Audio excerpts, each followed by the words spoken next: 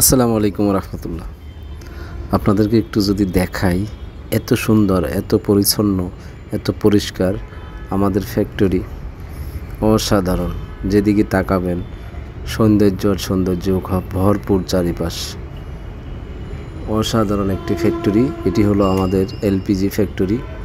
এটা কারখানা, এটা অনেক বিশাল, অনেক বড়। সারি সারি বোতল সাজানো। তারপর আমাদের অফিসের সামনে আশ্চর্য হয়ে যাবেন আরও জিনিস দেখলে, যে এত সুন্দর বাগান, পেয়ারা গাছ, লেবু গাছ, এই দেখুন সুন্দর সুন্দর ফুল গাছ, ফুল ফুটে আছে। মানে এত সুন্দর লাগে, আপনি ফ্যাক্টরির সামনে দাঁড়ালে আপনার আসলে মনটা ভরে যাবে এবং সুবাসে সুঘ্রাণে চারিদিক ভরে যায়। এখানে পেয়ারা গাছ, তারপরে আপনার এই যে উপরের আমাদের ছাদের উপরে লেবু গাছ আছে, পেঁপে গাছ আছে। এই যে পিছনটাতে যাচ্ছি, এদিকে অসংখ্য পেঁপে গাছ আছে পিছনে। তারপর এটা হলো পেয়ারা গাছ, পেয়ারা অবশ্য ধরছে, এখনও ছোট ছোট।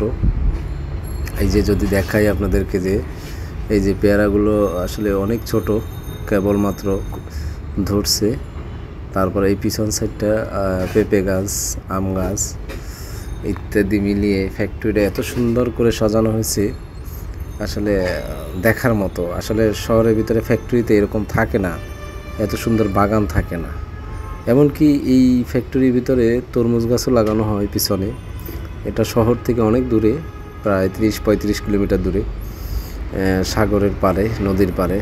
আপনারা জানেন এলপিজি প্ল্যান্টগুলো প্রায় নদীর পাড়েই হয়ে থাকে, কারণ আছে জাহাজে আনার জন্য, এলপিজি আনার জন্য।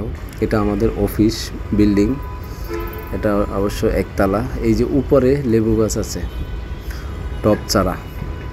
এবং এটা হলো ফ্যাক্টরি একটা সাইড, এক সাইড দিয়ে আমরা ফ্যাক্টরির একটা ডিপার্টমেন্ট থেকে অন্য ডিপার্টমেন্টে যাওয়ার রাস্তা। এটা আয়তনে অনেক বড়, মাশাআল্লাহ, অনেক সুন্দর, মানে দেখার মতো। এখানে যখন শহর থেকে যখন ফ্যাক্টরি ভিজিটে আসি, তখন আসলে মনোমুগ্ধকর দেখার জন্য। ওই যে আউটসাইডটা যদি দেখাই, এদিক দিয়ে আসলে ওই এলপিজি উঠে, ওই যে দূরে দেখেন কিনা, দেখা যাচ্ছে কিনা বুঝতেছি না, সাগর দেখা যাচ্ছে। এগুলো আসলে সাগরের মাছের ঘের পারে, তো দূরেই ওই যে নদী, সাগর, এগুলো অবশ্যই এখানে মাছ চাষ করা হয়, এগুলো মাছের ঘের। তারপরে সাগরে আপনার একটা জাহাজ অলরেডি একটা নোঙর করা আছে, এলপিজি নিয়ে আসছিল। আপনাদেরকে জুম করে দেখানোর একটু চেষ্টা করব, দেখতে পাচ্ছেন কি না বুঝতেছি না। ওই যে দেখা যাচ্ছে জাহাজ একটি। তবে সাগরের পাড়ে আসলে মনে হচ্ছে ঘূর্ণিঝড় যায়নি, নতুন করে আবার সাজিয়ে গুজিয়ে আসতেছে আবার ঘূর্ণিঝড় হওয়ার জন্য, এরকম মনে হয়। একটু ভয়ানক পরিস্থিতি। আসসালামু আলাইকুম, ভালো থাকবেন সবাই।